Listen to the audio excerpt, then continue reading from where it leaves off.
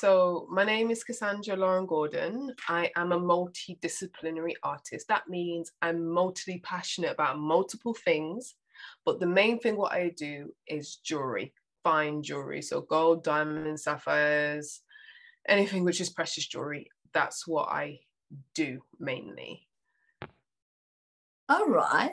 I'm like so excited about all the other things. So I was looking at your jewelry. It's amazing. I was actually on your Instagram page. I'm like, my goodness. So it's proper, like so it's proper gold, diamonds, and all of that. Okay, so what inspired? I mean, obviously you're in multidisciplinary. I had to say that. I had to learn that word, artist. But what inspired the whole? What made you go into jewelry and then choosing that as your niche? Well, I started about 10 years ago. I did a course in silversmithing, how to make a silver ring. And I made this like silver and amber ring, and I just loved it. I thought, that is what I want to do.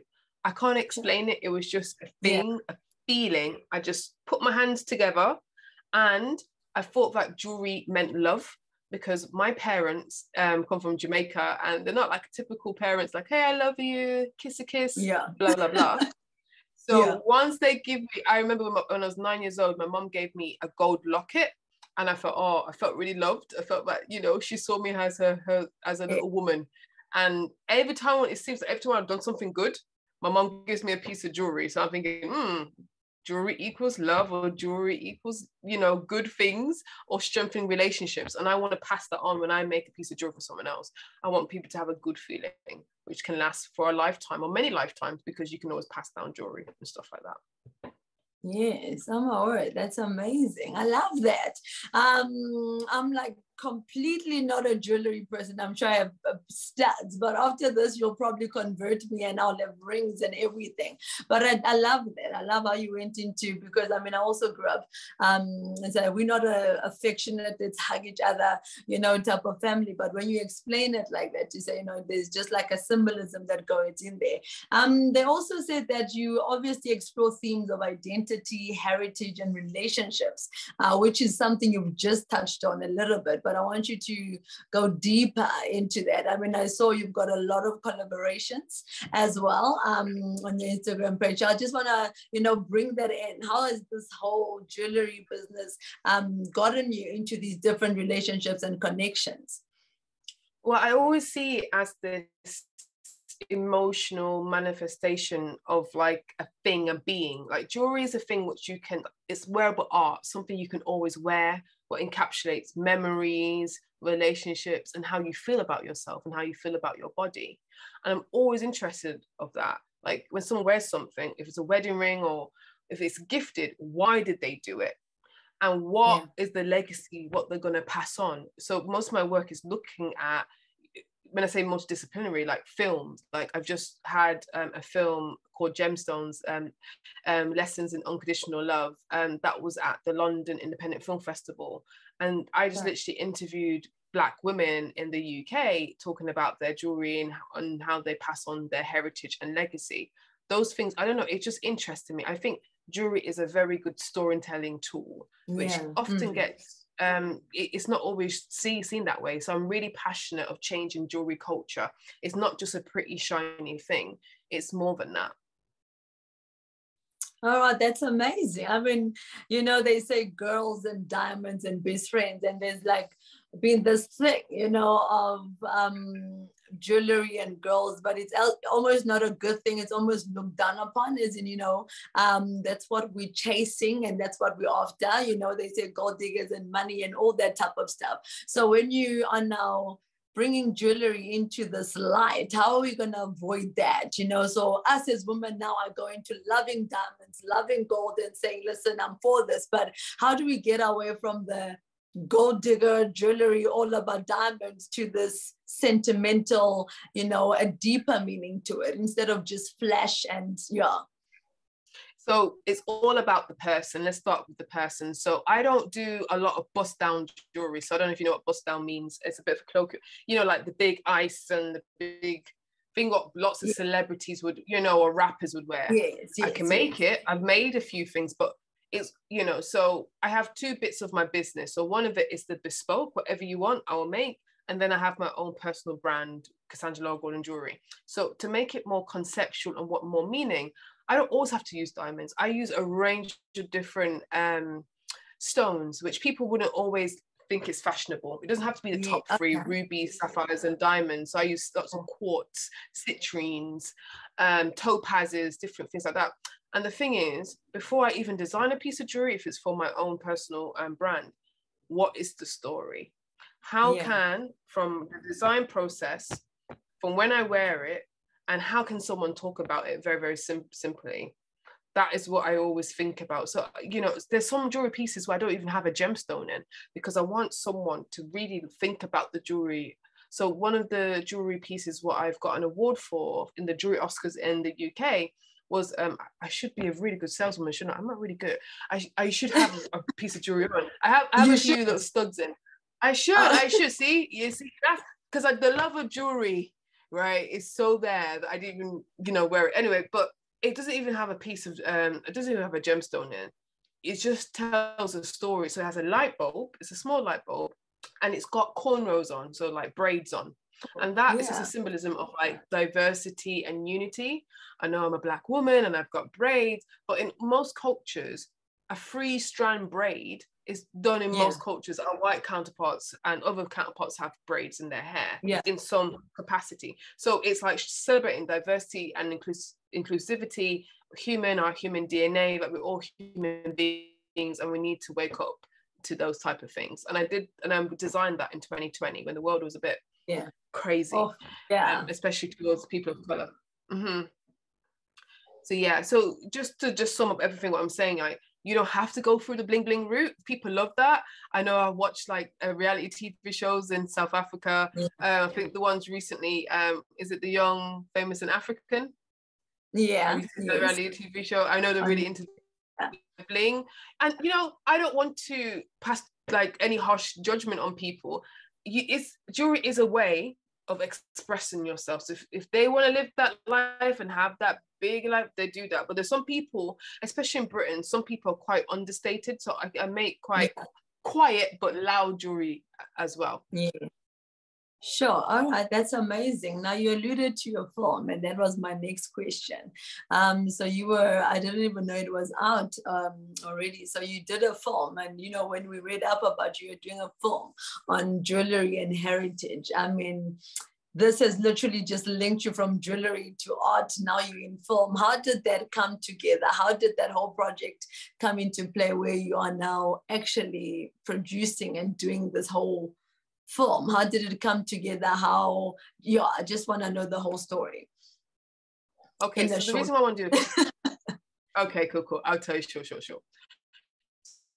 So the reason why I did this film was to just highlight Black British women and legacy, because sometimes the Black or African kind of discourse talking about ourselves always seems to be skewed to African Americans, not really the diaspora and different places where it's a bit different, right? And I want you just to like have an oral history about Black women, British women in a very normal, nice light, because I've just seen too many stereotypes and stuff like that. And also, sometimes people don't talk about what they want to pass on to their daughters. And in lockdown, I lived with my mom. I went to, you know, help her out in lockdown, in the first bit of lockdown. And I was having so much memories of like, oh, you remember sometimes you say, oh, I don't want to be like my mom. I don't want to take that from your mom. And I realized actually I've took a lot of her I inherited a lot. So I just was thinking, talking to all these Black mothers and daughters in pairs, what did they inherit? What are the gems did they learn from their mom, and what gems did they leave out? So that's what the film kind of explores.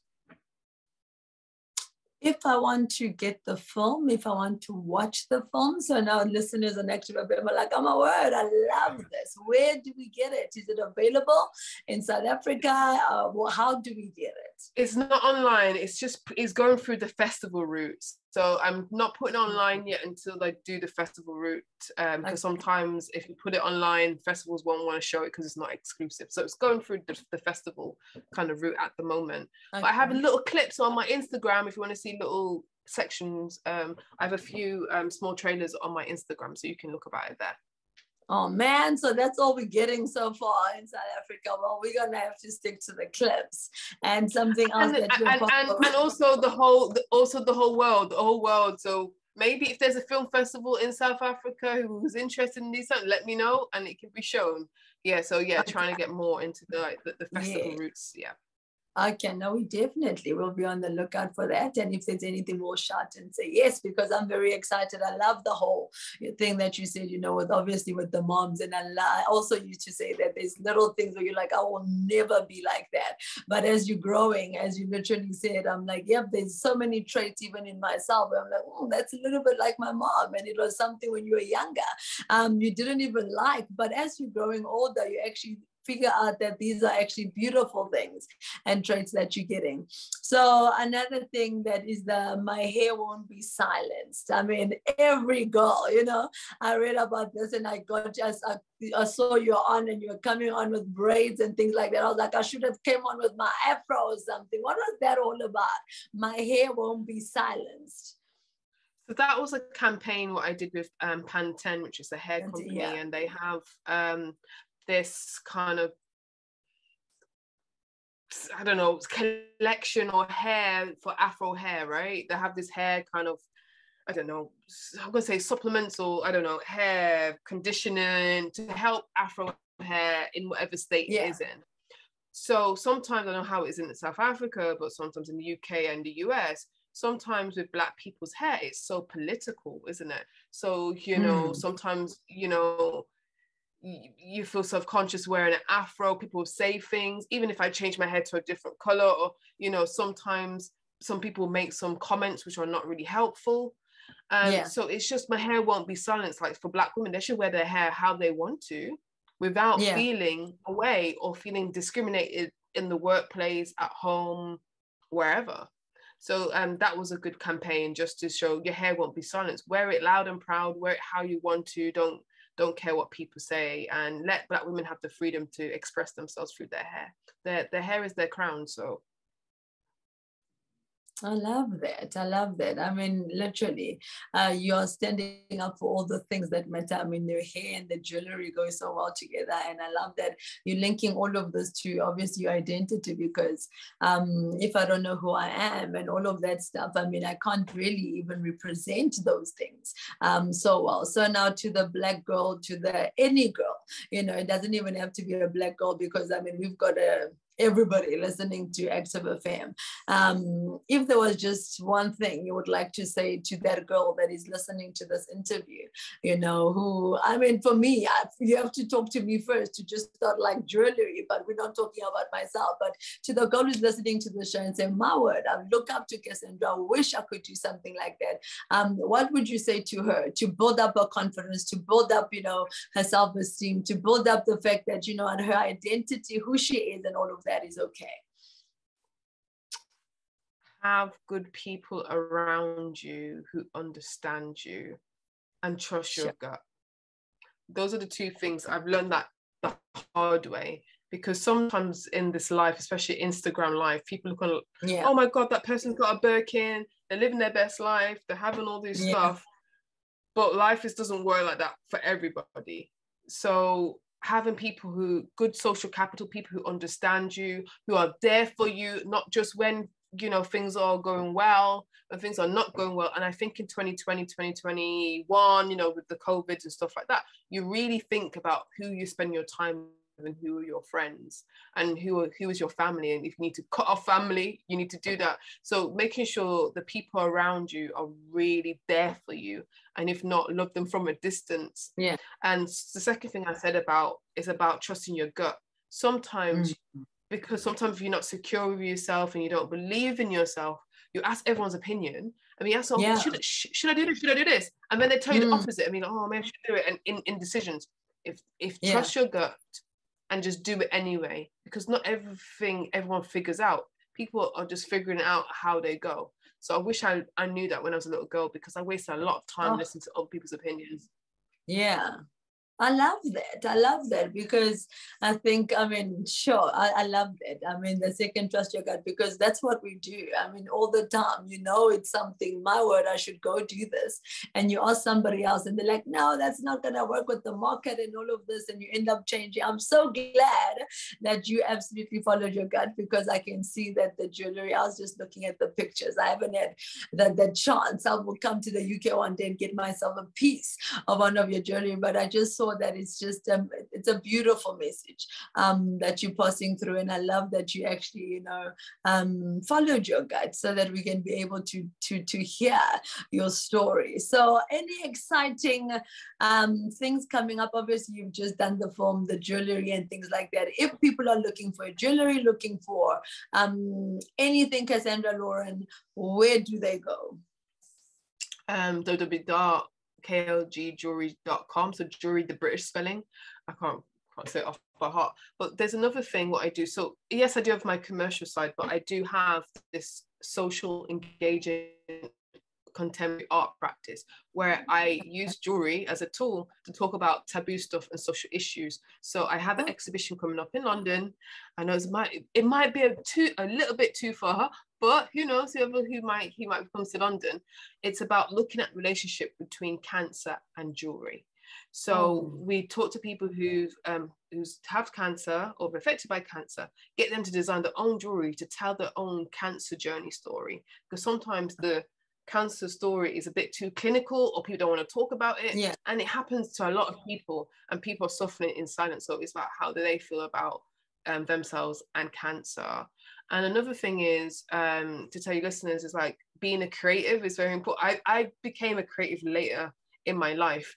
My mom and everyone's like, go to university. I've got 2 degrees I don't use. But eventually later in my life, I got around to jewelry. So I have this podcast called Black Creative Handbook, where we look at creativity, about if you still got a 9 to 5, if you're trying to figure out how to be creative and you've got like a science degree or something like that, how can you navigate these things and be creative and have people who support your creative genes?